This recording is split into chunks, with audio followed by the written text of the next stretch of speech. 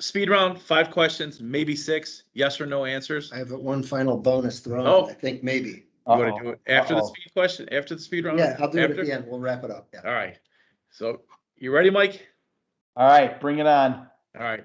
It's currently a cloud-first software kind of a world. Will on-premise software ever rebound and be more dominant than the cloud version? No. Okay. Do you think Business Central licensing will be able to be purchased directly from Microsoft in the future? No. Are you tired of these Chicago winners? No. Love them.